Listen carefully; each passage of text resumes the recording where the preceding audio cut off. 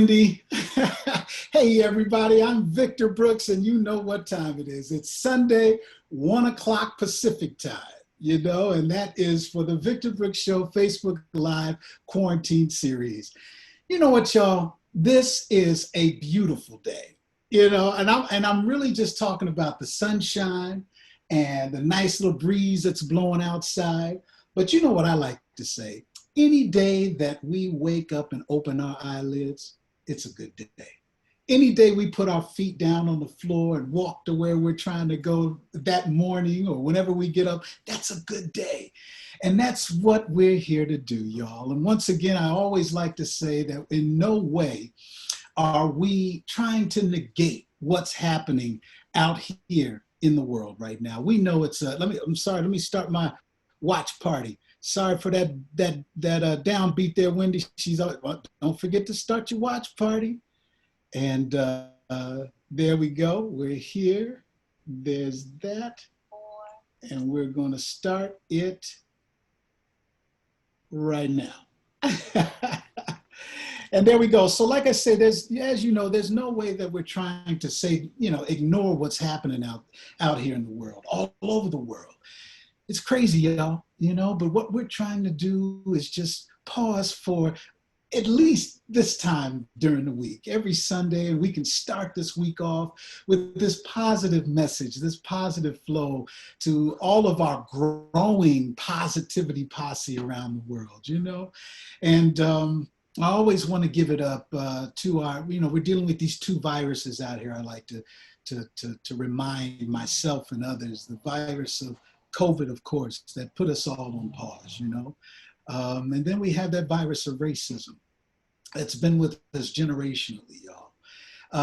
But I always first like to give it up to our first responders during our COVID time right now, our medical staff, our doctors, our nurses, everyone that's trying to do what they can do and literally putting their lives on the line to make it better and to save lives as best they can during this time, I want to give it up to our market workers. When it's time for us to go to the store, they're there for us.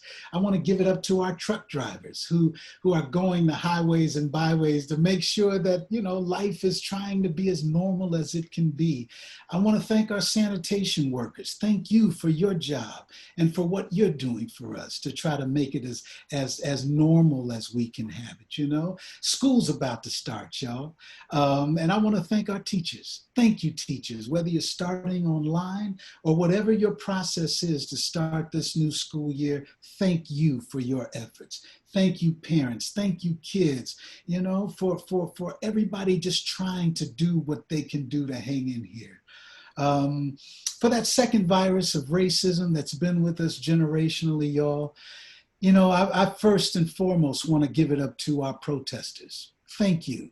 Thank you to the young ones that started this whole thing off in the streets, that let their anger be heard, that let their confusement be heard, that let their concerns be heard.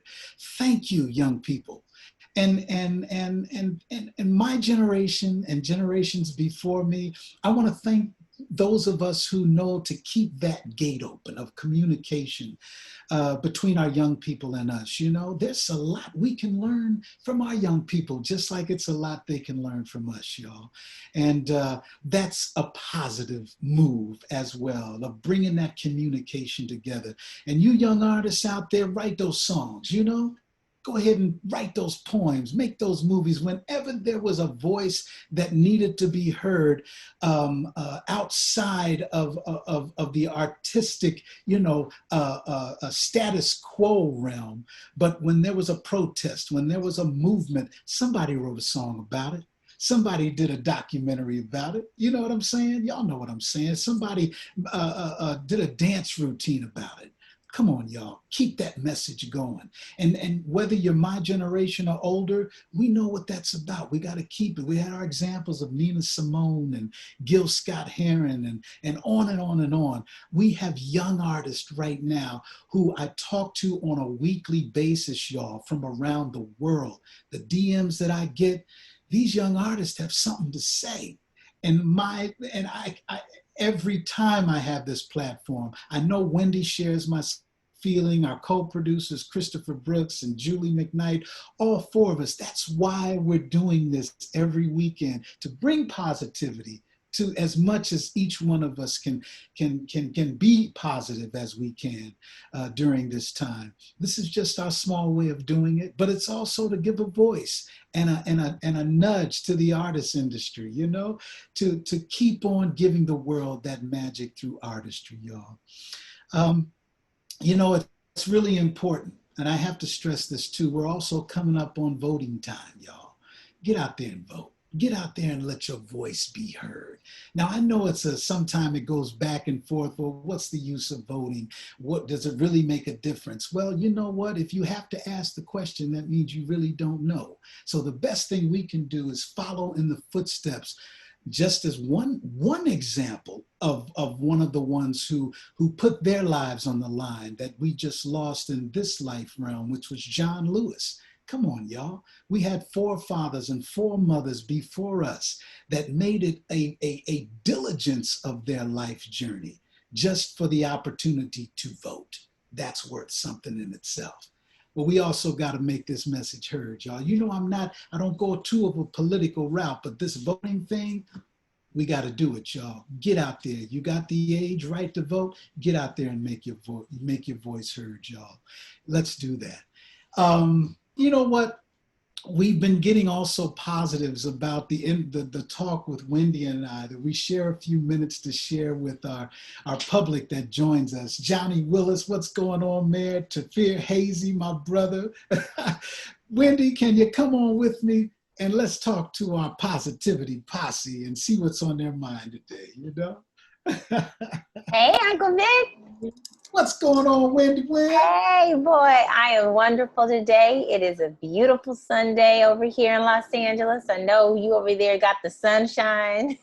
You and your nice natural light.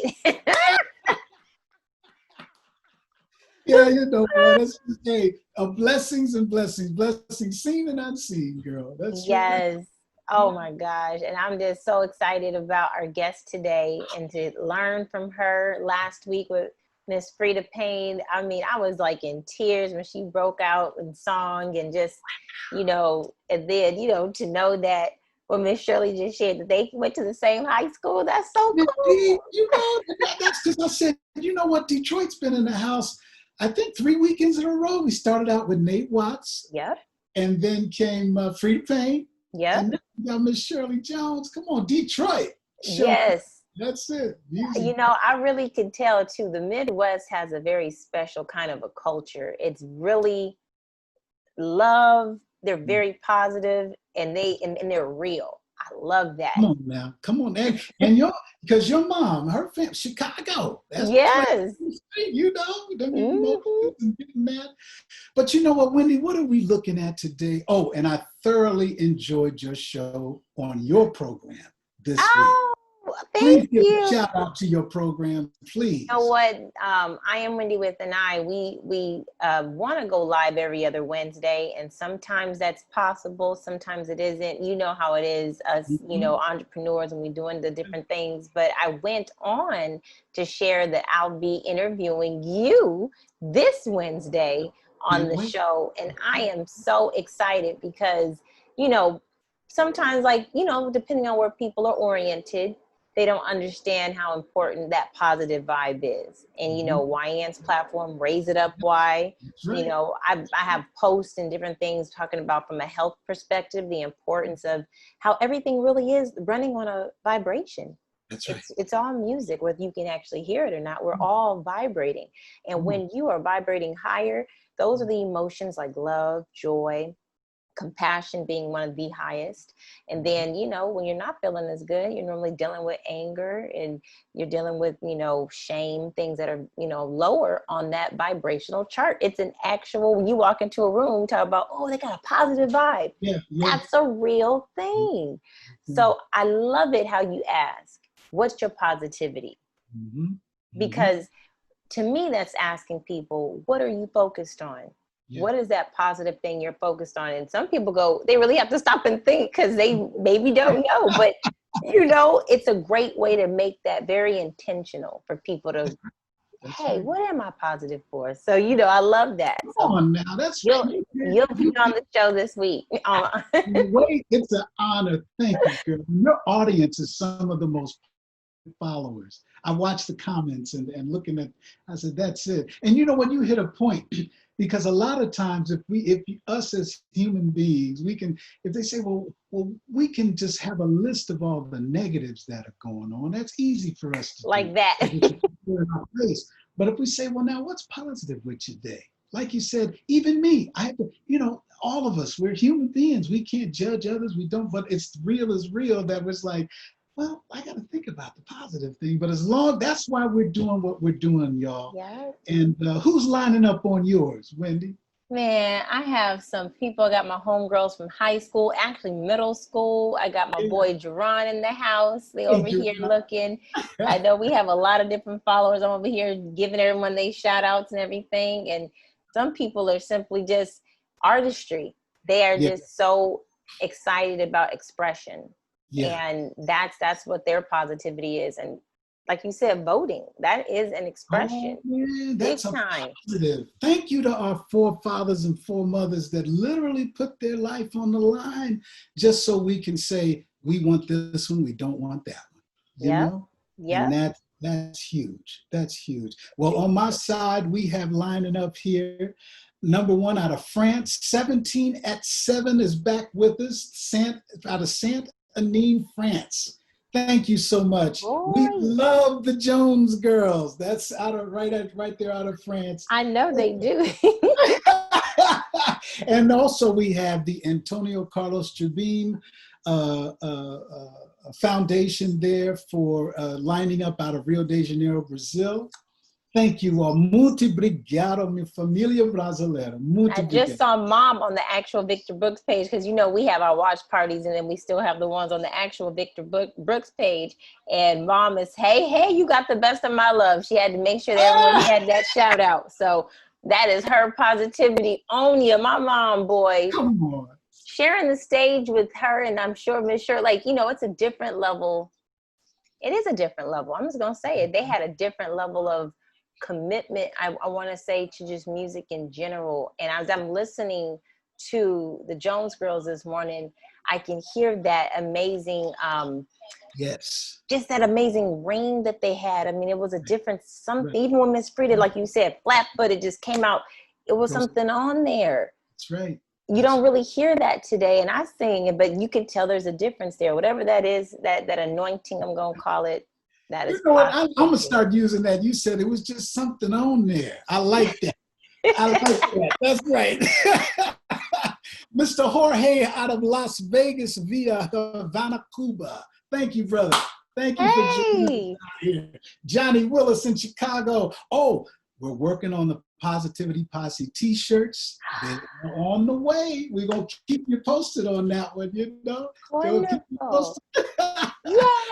Well, you know what? Thank you, Wendy. Thank you. You are so welcome. Thank you for having me on. I'm going to go ahead and let you do your thing. See you. All right. See you then. Hey, y'all. Well, as you know, this is all about just giving and sharing love, man, giving and sharing whatever positivity we can give and share with each other.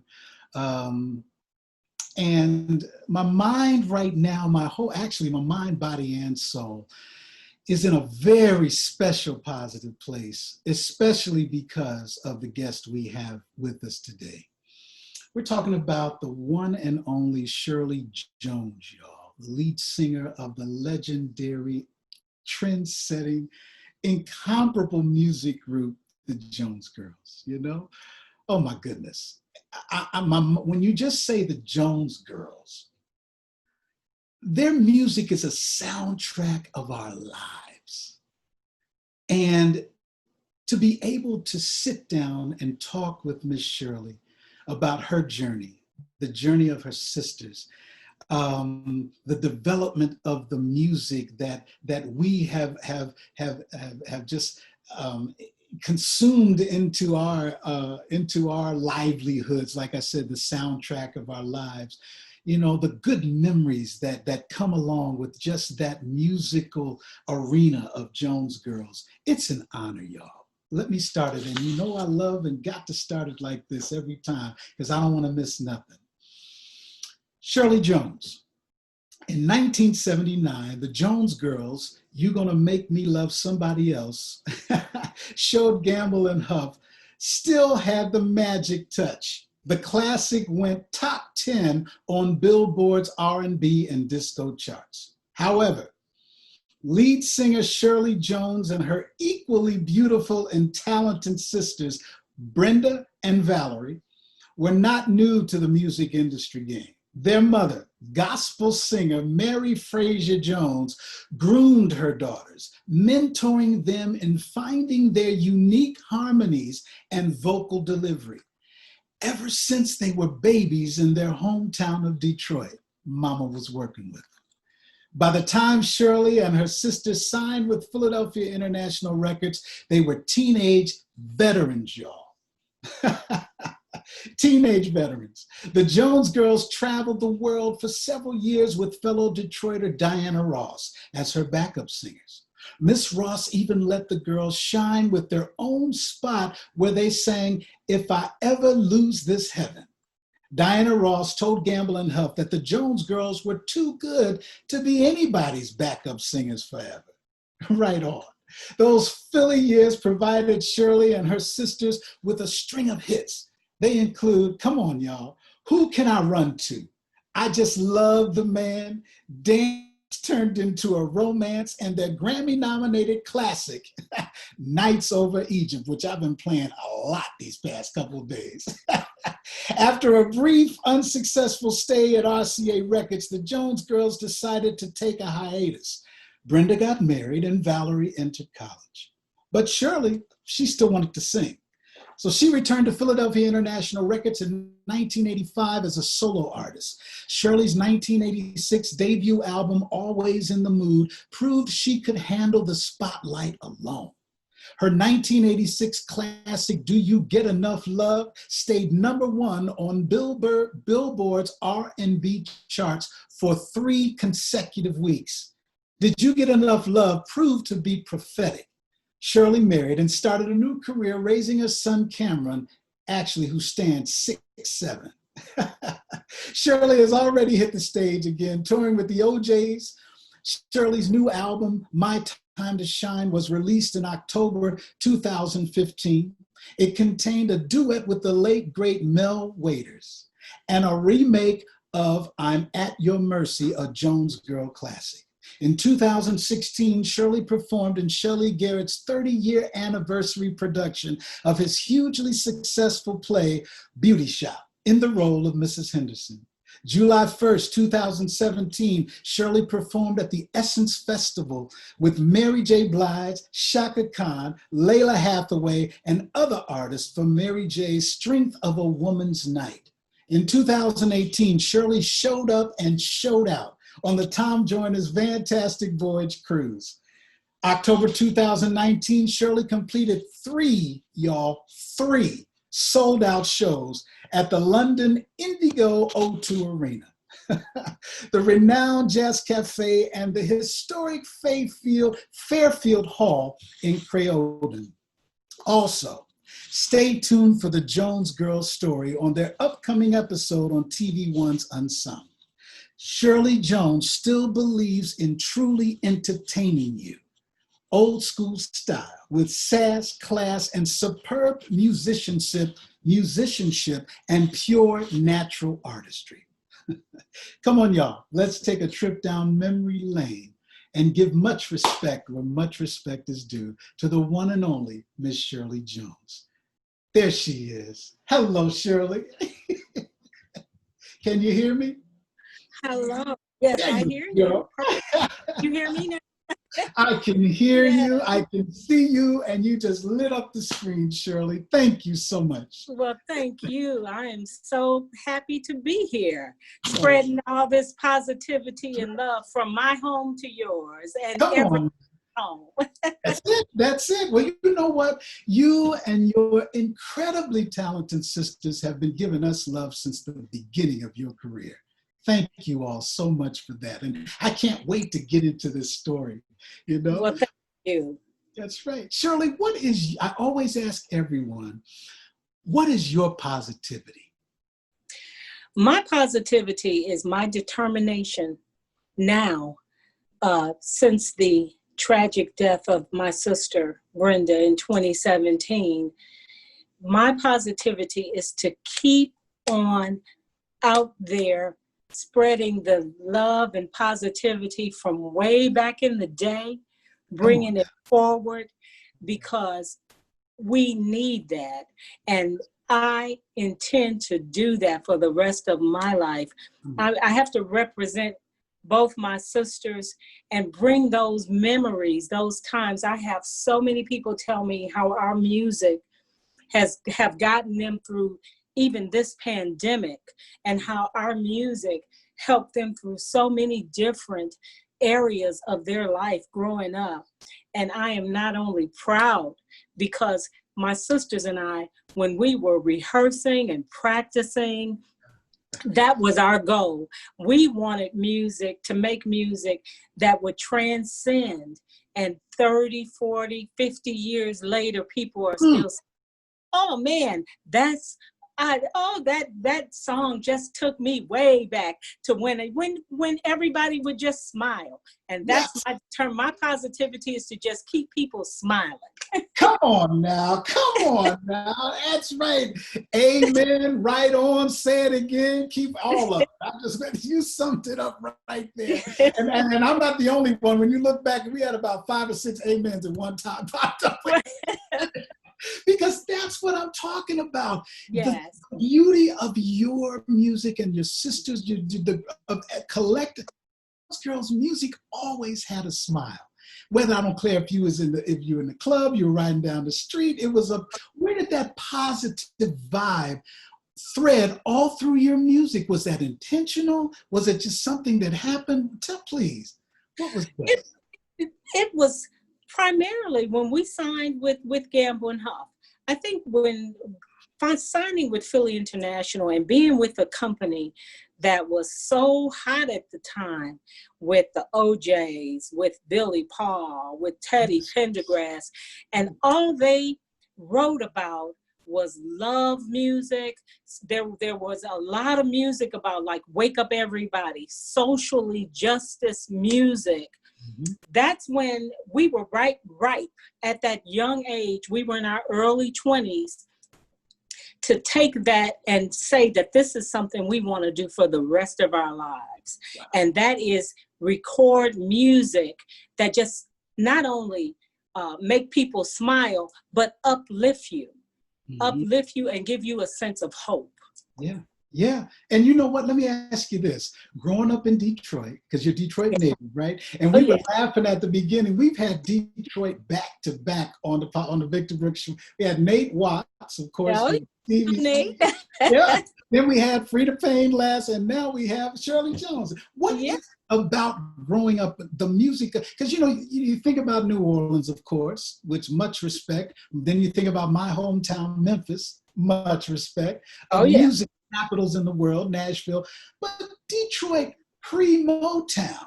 Detroit was a musical thing for a while, right? That's right, Motown. I mean, the thing is that everybody that's from Detroit remember the Motown Review that always happened the day after Christmas, when we were all in our early, say 12 to 16, 17 years old. Everybody would line up with their little outfits that they had just gotten for Christmas. Right on. At the Fox Theater. And then we would go in there and you would see groups like the Temptations, Gladys Knight and the Pips, the Four Tops, the Supremes, Martha Reeves and the Vandellas. I mean, and just that good feeling music. So I think that transcended through all of us there in Detroit, because music in Detroit, even when you go to Detroit, the radio is even different. They take it back. They make that music. I said, oh my God, I can always tell when I'm in Michigan, when I'm driving, and I've driven many times from Atlanta to Detroit. And I mean, the minute you get into Detroit, there's that music that you just be smiling and driving. Not that it's not in other places too, but it's definitely in the D. Fantastic. And you know what now? That description there. Take us back to when the incredible Mary Frazier Jones, your mother, okay, and you mentioned the age of like 12 or 13. Oh, and yeah. if I'm not incorrect, please forgive me. But your mom was one of the, if not the only, I remember Little Richard explaining about was your mom the female gospel artist signed RCA Records? The RCA, they signed my mother. Lord have mercy. The first gospel singer, the same day they signed Little Richard to the pop side, they signed my mother to gospel. That's right. And, yeah. And was that one of the first major gospel deals of an Yes, artist? it was, yeah. Yes. And she had told me that many times. And when we first started out, it was my mom and I, because at about 6 years old, she started taking me to her because she was a very popular gospel singer in that region of Ohio, Illinois, Detroit. And she started grooming me, and it would be she and I, we would do a duet together. And then she discovered that Brenda could sing. Then it was she and Brenda and I. Okay. And then by the time she realized, oh, my baby girl got a voice too, then she started grooming our voices, because she was wonderful with voices. She was also the music director at our church, Russell Street Baptist Church in Detroit. Okay. So she knew voices. And my godmother, who was the piano player, boy, she would practice with us. My godmother lived across the street, and my mother, from the time I was maybe 10 or 11 years old, would call us in. Most kids didn't have to be in till the street lights went out.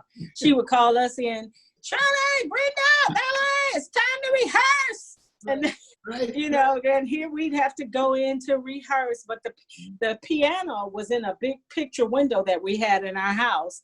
So the kids, as we started rehearsing, the kids used to gather. Oh, listen, they could listen and hear us singing. And that's how we started becoming popular in our neighborhood, and then after the neighborhood, the whole city.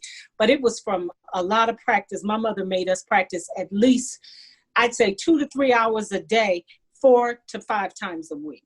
Wow. Now you see, and you know what, that brings to mind, well, another out of Detroit, right? Clark Sisters. Oh yeah. Right? So I mean, that whole signature of the sisters, and something about that female harmony from church into soulfulness, and how, so at that age, did your mom, how did the technique, because the reason why I'm asking is because one of the things that we all as your fans and your public have loved and respected over the years is that signature Jones girl harmony, your style. When you hear a track, you know that's the Jones girls. Yeah. So did that development start then with mom at that 13, at 12? Come on in the house and practice, y'all. Is that when those techniques started? That's when it started, but it really developed once we had moved to the secular field, and we started doing background for Holland Dozier Holland. McKinley Jackson heard about us in that gospel field, and he just was so impressed with our harmonies and the sound and the closeness. And they asked my mother, hey, you know, Holland Dozier Holland got a lot of acts like Frida Payne and the Honeycomb and Chairman of the Board. And these girls would be perfect on some of those backgrounds, you know, and they asked her, would she allow us to try it out? And of course we did. And people start loving our background, and we're like, oh, okay, this is nice. So then we actually started wanting her to rehearse us to make sure our sound was distinctive enough for us to keep, because we were making money. These people were paying us to do background. We weren't even thinking about no Jones girls at that point. We were just happy to be making. Oh, they paying us to sing. Okay, but we gonna rehearse and make sure we the best background singers out there. So That's right. that's how it Ain't was the nothing wrong money, with honey. It was that. that money, honey. And how old were you all at that time? Like, how We were old? about maybe 13, 14 Oh, come years on. old. Yeah. There you go. But then even at that young age, being in demand at Yeah. that young age. Then, Especially in Motown, in Motor come on. City too. Yes. So the Jones girl, so you weren't called the Jones girls then, but technically the Jones We were the sisters. Jones sisters, right? Okay, the Jones sisters. Right. Your name started getting around at that young age, and you're working with these legends out of Detroit at this time. So what's going at school now? Are you getting like, oh, that's them, y'all? Did things in your life start changing for all three of you Yeah. at the time too? Oh yeah, because in addition to that, there was McKinley, the same guy that had us start doing background. He said, y'all need to start putting a little show together, and we said there was a club back in the day, Mr. Henry's and Minjo's, that we put a show together, and then that show started killing. And then we like, oh boy, we're doing background, we're performing, we making this little change. And we were popular in our high school, so much so to the point where my mother's like, okay, Shirley, Brenda, Valorie was in, I think she was in elementary school, but Brenda and I, no, she was in middle school. Okay. Brenda and I were in high school. I was like in 10th grade, 10th or 11th, and Brenda was in 9th grade. My mother's like, okay, Shirley, when school's out, you go around to Brenda's door, get her, and she picked us up every day. We couldn't walk to school no more. Meet me right there, and she'd be there with her station wagon. Yeah, because we were becoming popular, right? There you go. And you get Brenda and you come home, don't be talking to those boys, you get to the car. So that come on, Mom, that's right. I remember your soul sister Frida Payne mentioned how her mom was right there with her too last week. So that umbrella of, hey, right on, Mom. So we go to, do you remember your first big gig? Was it this age or were you a little older? When I mean big gig, I mean like, okay, well, let's just say I can't answer. Your first big gig, would you consider, wow, this is big? The first big gig, I believe that I would say was a big gig was when, with a guy named Dick Scott. He's no longer with us, but he went on to become manager of New Kids on the Block. Wow. Okay. He had left Motown, and he took the Jones Girls, the Dramatics, Enchantment, and he schooled us and groomed us. And what he did was he had his groups. We would perform in Canada at this place, and there was the Four Tops. We would be the opening act for the Four Tops, Gladys Knight, Little Richard. Back in the day, the opening act would perform, and then there would be a movie. Okay. And then the main act would come on after that. Okay. Well, the big gig that I remember was us opening, and then the movie that was shown was Watermelon Man. And then the headliner was Little Richard. And Little Richard performed. And all I remember is that when we went back, we were up watching his show, and we went backstage, of course, because we had already performed long before the movie and everything.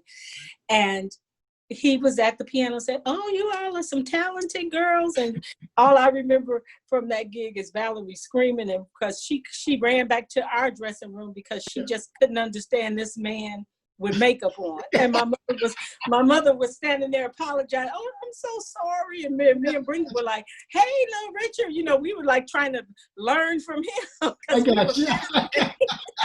So that was our first big gig. And that place held maybe about, I'd say, a good 500 to 1,000 people. Yeah. Oh, that's a big gig. And that's memorable, especially at that time in your life. Let's kind of talk about the artistry of background singing.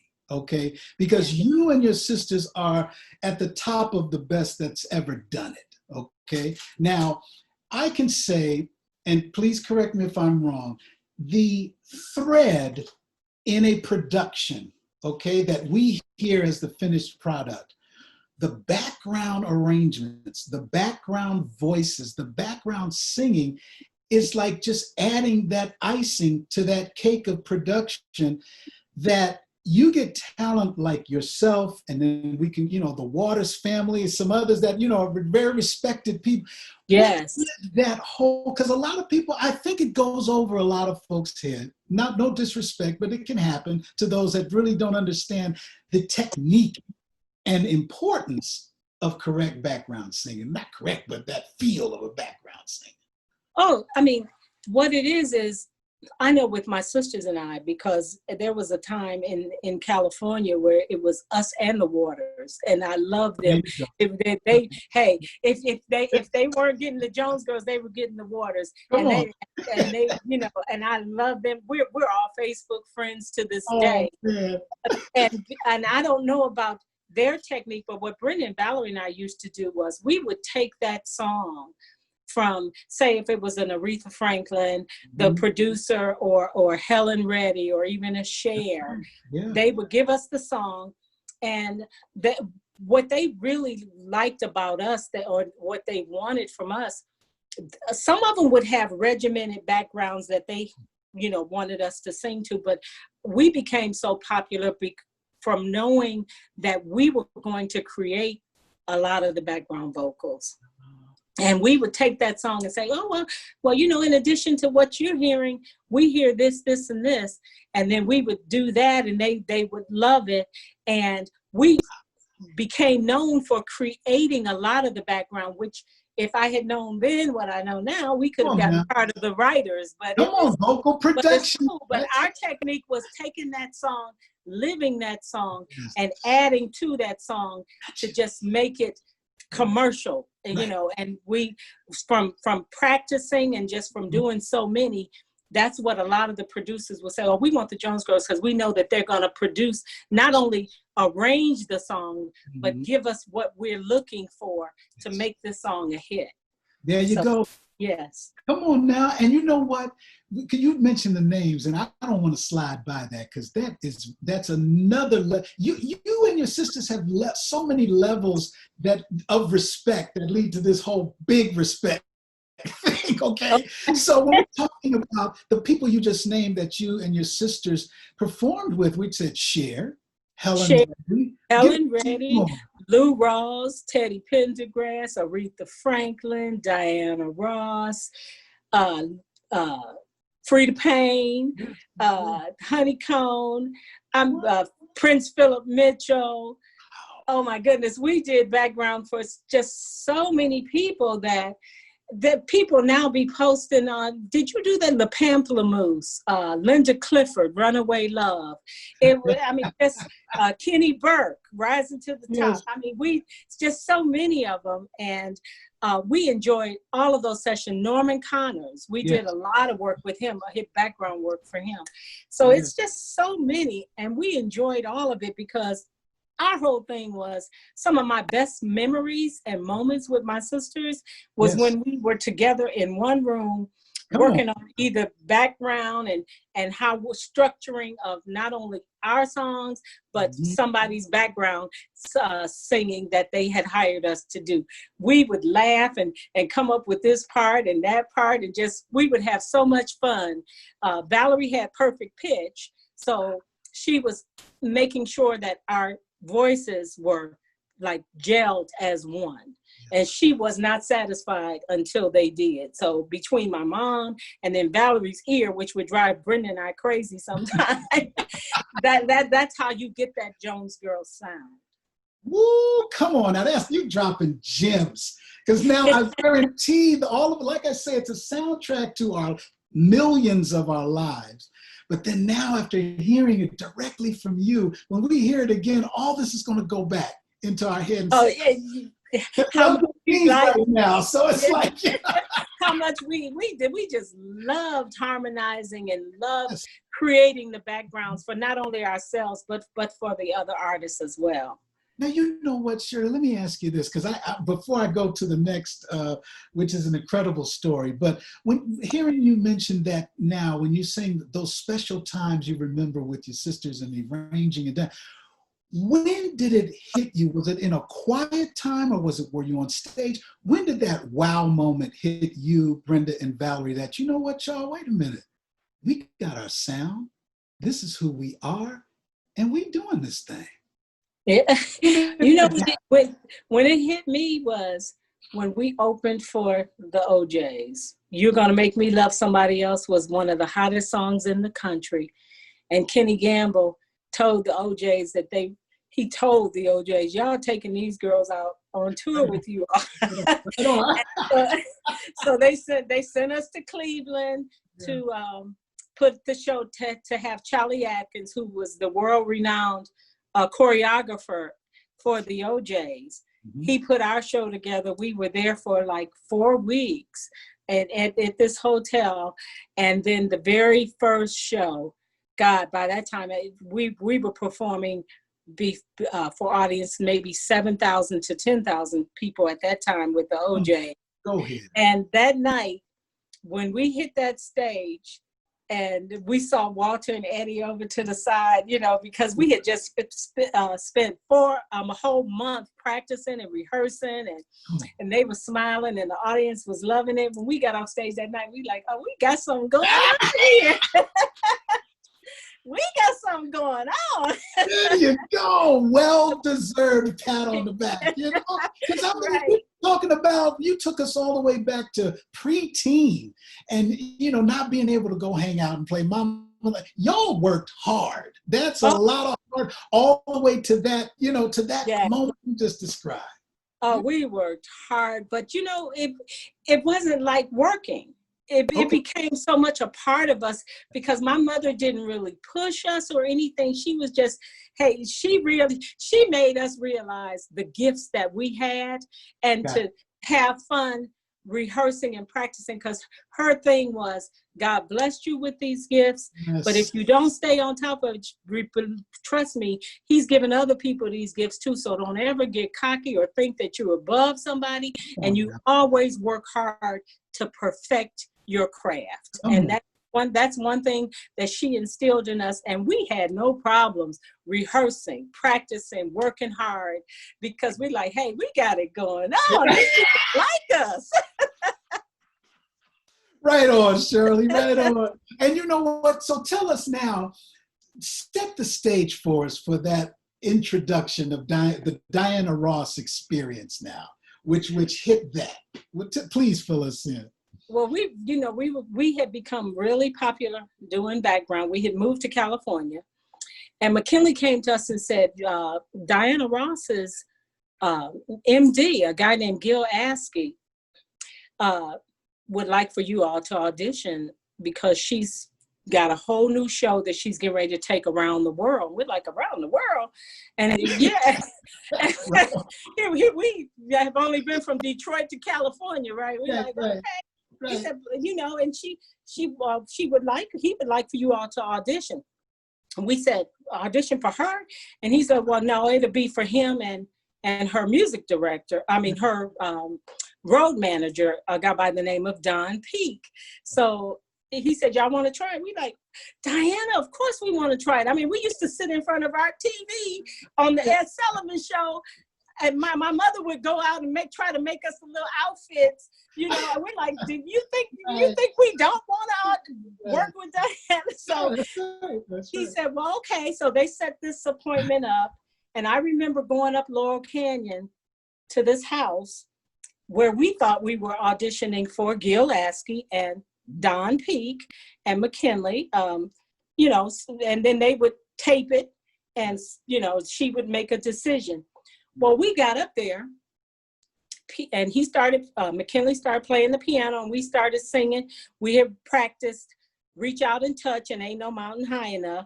And Gil and Don were looking at each other and, you know, smiling, and we were singing. And then all of a sudden, Diana Ross comes from a back room out of nowhere, Brenda ran to the bathroom because she said she had to throw up.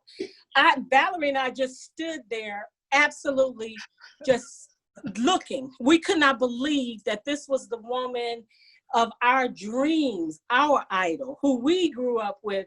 And the words out of her mouth was, "You guys are terrific.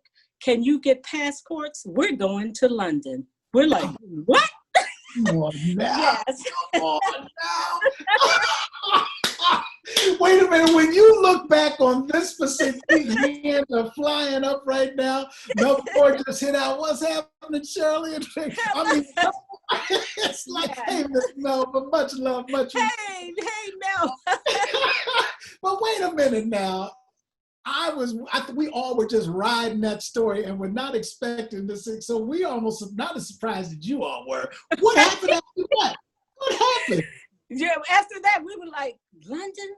And we said, we asked McKinley, can we get passports? Because we didn't know. I mean, we none of us had passports or nothing. And for her to say, "You guys are terrific. Can you get passports? We're going to London." Oh my God, the drive back down Laurel Canyon. Where do we get a passport from, McKinley? Okay. Yeah. We're like, oh my God. You just flew down the canyon. You didn't ride after that one, right?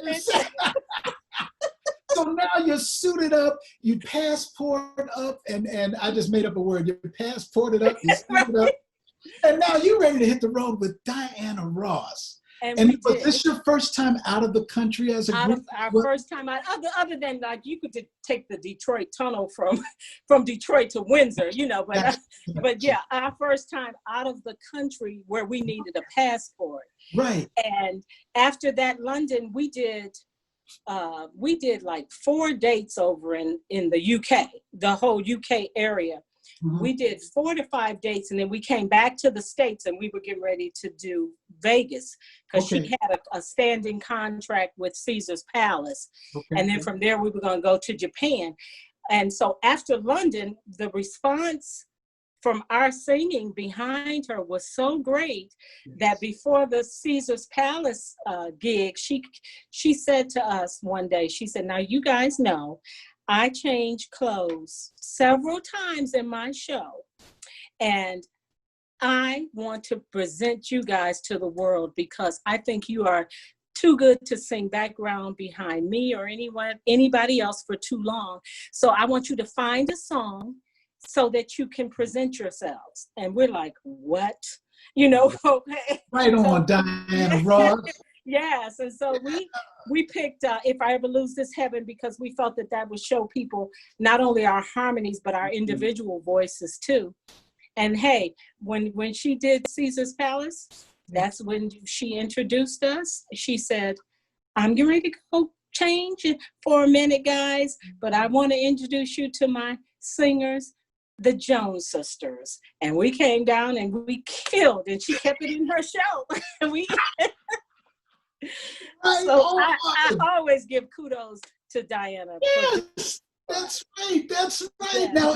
Now, oh man, see, there is no way to contain this incredible story in 1 hour or 45 minutes. And I gotta put I won't get to that, I don't want to jump. But now which gig was it that she introduced you to Gamble and Huff? Was it? They were at this was on the States tour. After we went to Japan, we came back, and then the whole show that she had done was 1978. Okay. And we were at the Schubert Theater, and she did that. She called us down, and Gamble and Huff and Patti LaBelle and Cynthia Biggs, the girl that wrote Nights Over Egypt, they were all in the audience at the Schubert Theater. And we came, and Gamble and Huff came backstage, and they were like, "You guys are great. Are you signed to anybody?" And we're like, "No." We were like, when we weren't working with Diana, we were doing background for other people at this time, and we're like, "No," and they're like, "Well, we would love to, have your lawyers call," and McKinley did. They worked it out, and within 3 months, we were flown to Philadelphia to basically live for 3 months to record the very first album, The Jones Girls, that had You're Gonna Make Me Love Somebody Else on it. I Just Love the Man on it. I'm at Your Mercy, We're a Melody. It was a gold-selling album the very first time out. So yes. Oh, see there, gold selling first time out. Now, ladies and gentlemen, my positivity posse is showing that we're on the same page, y'all. I got you. I'm gonna throw it in there right now. So it's like when we talk of, you took us all the way from your journey as little babies with your mama, singing this, learning your craft, learning the foundation of your artistry. Then you progress and your journey all through, you're talking, the high school days, and then on with background singing, and now taking it from the time when you mentioned you used to sit at the theaters and watch the Motown acts do their thing when you're, and now Diana Ross, which was one of them then that you used to sit and watch as a little girl. Right. Now she's not only as background singer, but now she's co-signing on your artistry, and letting Gamble and Huff, who are some of the icons, especially at that time, timeless classics living forever under Gamble and Huff. Oh my God, yes. Now you're part of this crew. So being a part of Philly International now, your first record, Gold Out the Box. Yes. Now your fans, which I and millions of others, now this soundtrack of life is beginning for us now on the outside, listening to the Jones Girls now. So with the songs you just mentioned, Shirley, when you and your sister signed that contract as the Jones Girls, what did life mean for you at that point? What was that new something that hit you as sisters at that time? It was a culmination for us of all the hard work from singing background for different people, especially Diana Ross, to get out there and give our talent that we felt was a God-given talent to the world, because all my sisters and I ever wanted was to sing music that just make people smile, make people feel good. And we worked hard in our singing, even in my lead vocals. That's all I try to do, is to just put a little extra something in there that's gonna make somebody say, oh my God, that just reaches my soul. That's so, and the one person that became such a close friend of mine, and he also started out as a background singer, and only he and I would be laughing and talking about how the music just hits. We wanted music to hit your soul, and that was Luther Vandross. That was my friend, my buddy, and and we had several tours with him and Peebo Bryson, and that's all of us. We use those talents to just make people happy. Now wait a minute, now Shirley. Wait a minute. Now you are saying that is it. To mention Luther Vandross, Peebo Bryson, Shirley Jones, and that is, in my opinion, vocal delivery personified. A uniqueness, an individualistic sound, something that you can't buy, something that you can't make happen. You're just born with that. Yes, and we would laugh and talk about how much we all enjoyed. I mean, I still see Luther and Peebo's faces when we're after the show, how we and the OJs, how we would all just be sitting there laughing about looking over the audience, how everybody all sharp and just smiling and enjoying what we were doing. And that is what makes us so happy, and what keeps us out there fighting to keep real music, good music, music that touches your soul, keep it alive. Because right now, that's the music that we all need. That music that's just going to make you say, hey, we're going to get out there. We're going to do whatever we can to make sure that this good feeling is spread across the world. Oh, hold on now. I think that's a lyric line. That's a lyric line. There we go. But that's the truth. And you know what? all we're trying to do with this show here. We're not Yes. singing, we're not, we're not unsung. We're, in our way, we're trying to just promote positivity. Positive, and that's what I love. I mean, your smile has just made me just smile, and it's been the most fun, because that's what. And people, only another entertainer like a Melba, like a Jean Carn, like Melissa, like Glenn Jones, like my boy Teddy Pendergrass, may he rest in peace. I mean, that's all we want, is to just this music business, this music from the 70s, the 80s. Come on this now. Is the music that people cling to now, because with everything that we're going through, and that nothing against rap music or any of that kind of stuff.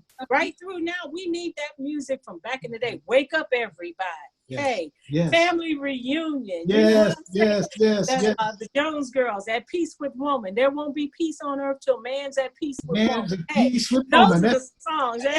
You know what, Shirley? Even lean on me, Melba Moore. Hey, come on, keep going. That's it. That's all. Jean Carn, don't let it go to Don't your let it go to your head. Melissa, Fool's Paradise. Hey, these are the songs that we sing, these songs, because these songs we know just make people just dance, smile, and be happy. That's right. And you know what? I'm going to throw another one in there because it's so positive. Who Can I Run To? Okay. That is about, that's a foundational love. You got somebody or something. Who can I run? That's it. Am I reading that one wrong, Sister? Hey, that is my personal favorite Jones Girl song. So much so that I wrote a song to that music called "I Won't Tell" that's doing very well now. Fantastic too. Cameron sent that. Come on now. Come on. Fantastic. And then my son and Valerie's son have a hip hop version of "Who Can I Run To." They're in the process of redoing.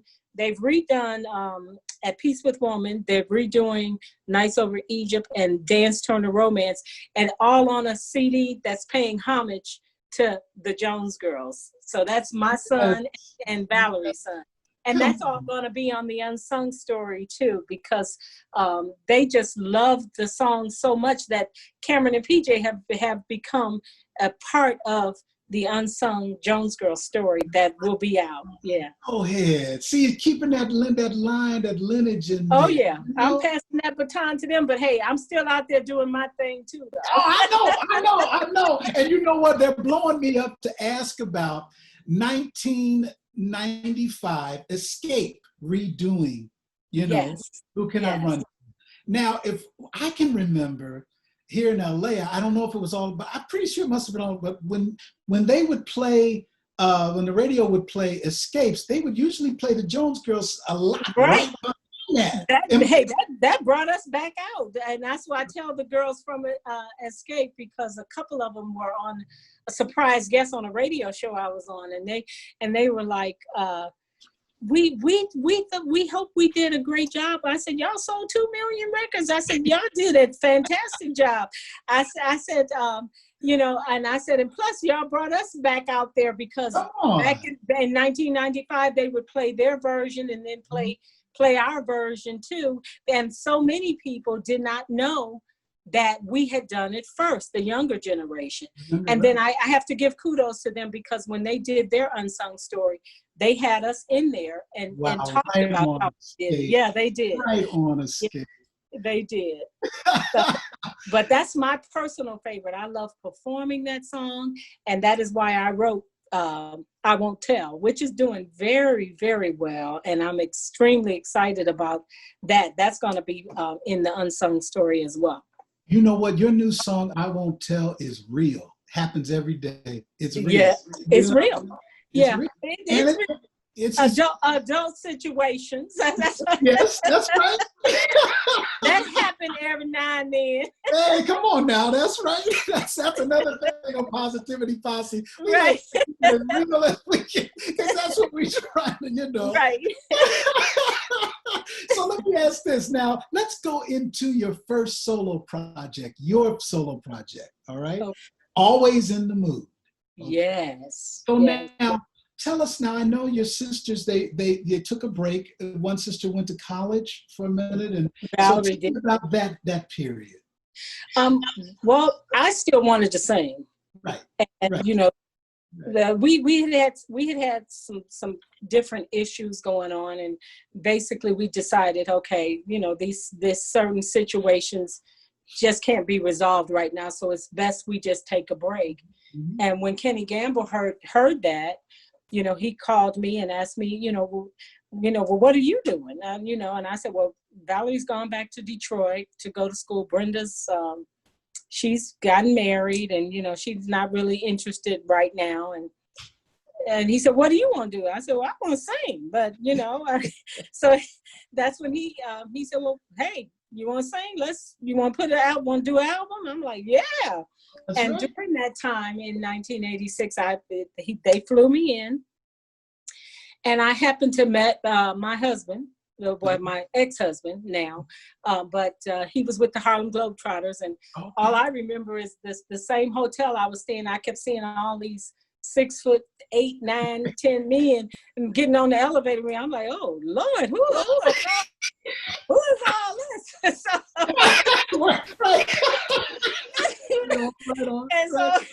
And a couple of them said, are you one of the Jones girls? And I said, yeah, I'm Shirley. And, and then, okay, well, and they said, well, one of my partners is, would like to, meet you. And I said, okay, well, I got to go meet with Kenny, because we were putting the concept of the album together. Gotcha. And he must have, when we got to Bunny Siegler's song, Do You Get Enough Love? I must have sang that to him. We were just dating then, but he must have heard it about 1,000 times before it was released.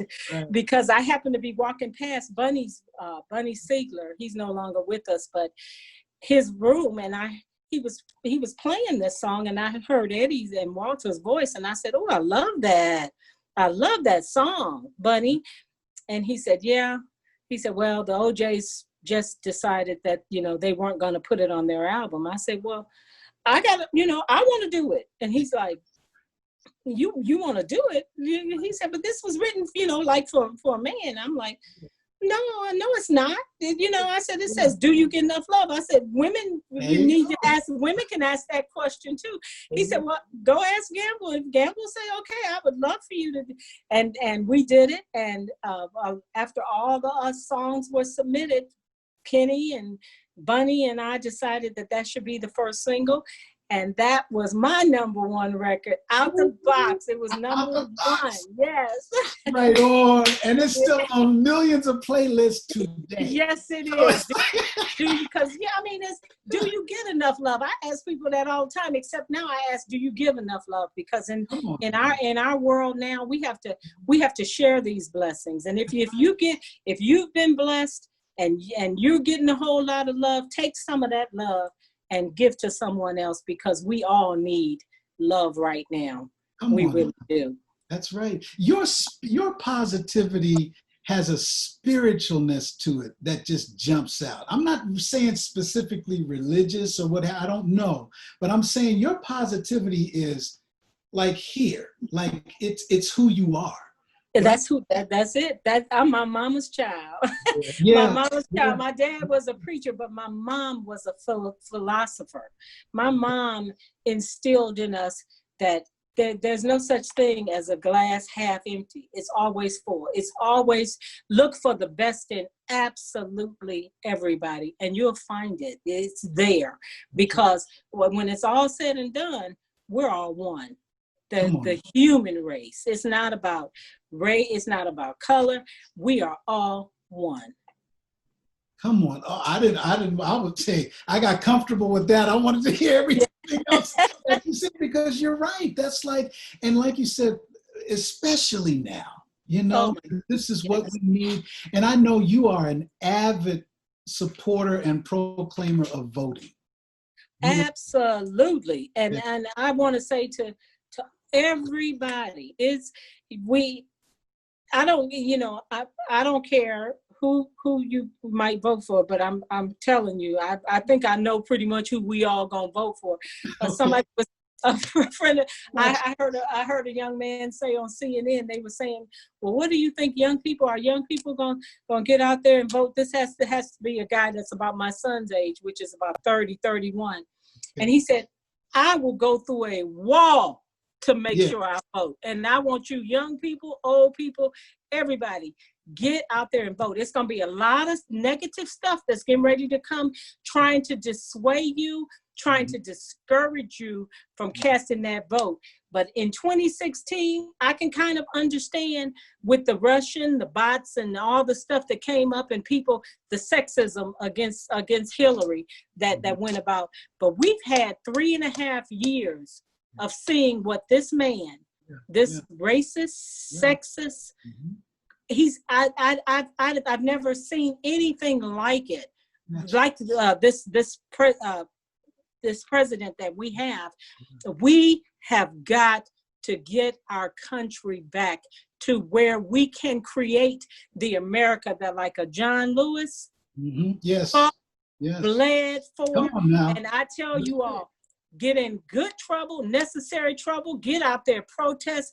But more important than protesting, get out there and vote. I don't care what nobody say about it. Your vote's not going to make a difference. Yes, it will, because if we do not get this man out of office, we will be a country like Russia, like China. I'm telling you, this man is evil, and we have got to get him out of office for us to even have a chance on creating the kind of world that Martin Luther King, John Lewis, C.T. Vance, all those people have risked their lives for. So get out there and vote. And like I said earlier, when we were off camera, as far as Trump, we got to make sure that he knows November 3rd by 11 o'clock that his time is up. Bye, Felicia.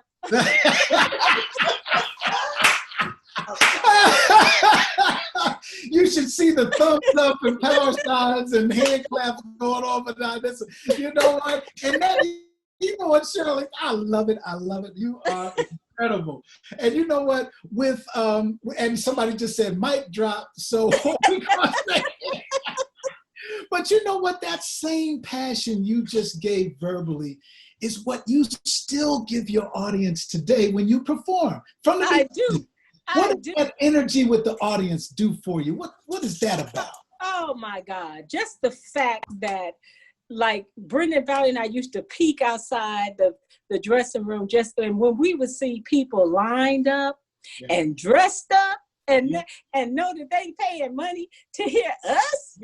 We like, hey, your butt better get out there and throw down. You better get these people, because you know how we are. If you don't do it, hey, we ain't coming to see you no more. So that's my goal with every show. And now I weave in my show this, because I am representing for Brenda and Valorie. I tell the story and I enjoy it, and people love it, and I love it because the smiles on their faces, and I'll be looking at them outfits, I'll be like, oh my God, hey, y'all came to see me, I'm getting ready to give it to you. Fantastic. You know, and you still, I mean, you were just right before the pandemic hit. I think you were in London, right? You were in the UK. I had 2 sold-out shows at the Hideaway there, and that I mean, it was like, even now they're like, would you do a live show? You know, like a Facebook Live or something? Because right after that show, we've been locked down since then. So everything over there, everything over here, the shows have been pushed back to 2021. But I just want to let everybody know I'm wearing my mask. I'm keeping my butt in the house, because as soon as this pandemic is over, I'm back at y'all. Come on now, that's right. Hey, and your people from UK are saying, come on back. That's what I can't wait. I cannot wait. Oh, y'all, we don't want this to end. Oh, see, but this is what it's all about. And I'm definitely talking to our positivity, because you are our newest member of the Positivity Posse. We call each other around the world. All right. Right. I'm happy to be one too. Oh, it's an honor, and that's all we're trying to do. And from the comments I'm getting here, the reactions here, It's working. The people are feeling it. They're smiling with it. They're understanding, what it is that Shirley Jones, why we've loved you and your sister's music all this time. Why, when we still to this day put on your music and we still feel it. It takes us back to the times when we were smiling and still smiling today. Life was a different thing. Society was a different thing. But your music has stood the test of time. That same positive, good feeling that y'all gave us then, we can still get it now. You most certainly can. Most certainly can. And just remember, do you give enough love? I want to know. Pass that love on. Oh, no, she hit it and quit it, y'all. She didn't give it to us all the way. Oh, wow. Come on. You sound fantastic. Fantastic, y'all. Miss Shirley, much love, much respect. Always. Thank you. God bless you. And I'm so happy to be a member of the Positivity Club. Let's keep it going. That's right. And please, when you come, when anything you're doing, we would love to leave this gate open and come back and share with us anything new releases, the unsung, that's coming up. Please, anything. It's coming up, yes, and they should be announcing it soon. I don't know which episode we will be, but hey, look out for it. And then hopefully let's all wear our masks, stay safe so we can get through this pandemic and we can get back out there and listen and get together and sing and dance and just be happy. Woo, come on now. Y'all heard that? Thank you, Miss Shirley Jones of the Jones Girls, ladies and gentlemen. Thank you, Victor. God bless you and your wife. Take care now. You too now. All right. Ladies and gentlemen, come on now. If y'all didn't feel that positivity, I don't know what to say. I can't, that's why we're doing what we're doing. All of the energy that you just felt in Shirley's conversation of her journey with her sisters, her mother, the career, the off stage, on stage, the love for her fans, the love for her audiences, that delivery is real. That positivity is real. I'll say that Shirley Jonesness is real, y'all. And much respect for her taking the time to join us today. And as always, Positivity Posse and all of you who take your time, even though we're on quarantine and life is on pause, a lot of us still have things that we have found to do at home or to go through these days, But the fact that you are taking the time to include us in your day, y'all, you know what? That means so much. And what it means is that we all just want something to smile about. Or we all just need a reminder that there's always something to smile about, I love you, Positivity Posse. Thank you so much. And don't forget, next weekend, I'm gonna lay this on you right now. We've just slotted in for next Sunday at 1:00 p.m. the legendary R&B men themselves, the Whispers. They will be with us next Sunday, 1:00 p.m. on the Victor Brooks Show, 1:00 p.m. Pacific time. We're going to sit down and talk to the Whispers and hear their journey and their vibe of positivity of what brings them to us and why their music is also a soundtrack to millions of our lives around the world. Positivity Posse, as I always say, come on back next Sunday and come get some of this positivity on you. Take a bath in it, take a shower in it, scuba dive in it, hey, skinny dip in it. As long as you just get in that pool of positivity, get in it. And when you come out, sprinkle it on everybody you can. Sprinkle it on somebody else, because that's what we need today, y'all. And thank you for joining us today. We'll see you next time on the Victor Brooks Show.